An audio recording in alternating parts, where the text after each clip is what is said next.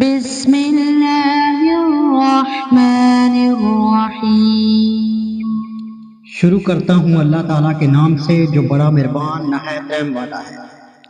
او یصبح ماؤها غورا فلن تستطیع له طلبا۔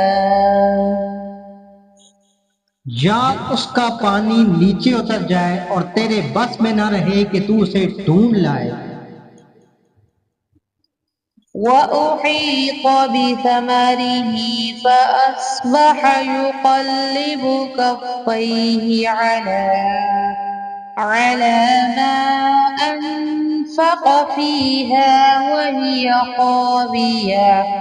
خاوية على عروشها ويقول يا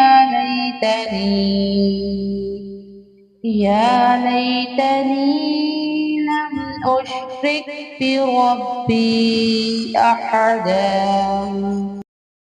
اور اس کے سارے پھل گھیر لیے گئے، پس وہ اپنے اس خرچ پر جو اس نے اس میں کیا تھا اپنے ہاتھ ملنے لگا، اور وہ باغ تو اوندھا الٹا پڑا تھا، اور وہ شخص یہ کہہ رہا تھا کہ کاش میں اپنے رب کے ساتھ کسی کو بھی شریک نہ کرتا۔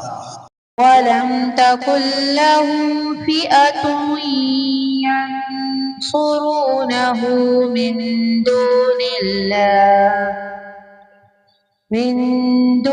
اللَّهِ وَمَا كَانَ مُنْتَصِرًا۔ اس کی حمایت میں کوئی جماعت نہ اٹھی کہ اللہ سے اس کا کوئی بچاؤ کرتی، اور نہ وہ خود ہی بدلہ لینے والا بن سکا۔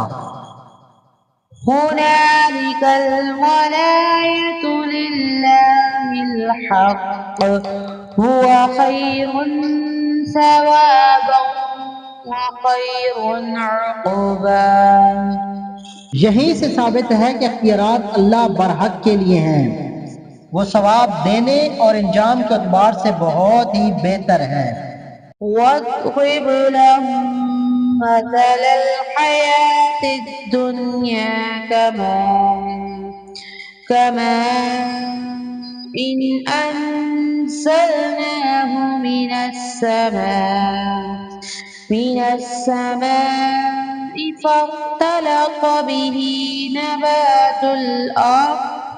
نبات الأرض فأصبح هشيما تذروه الرياح وكان الله على كل شيء مقتدرا۔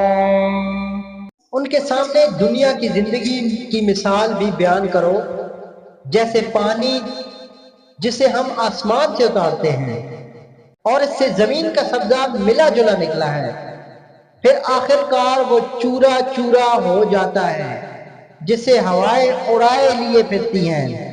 اللہ تعالیٰ ہر چیز پر قادر ہے۔ صدق اللہ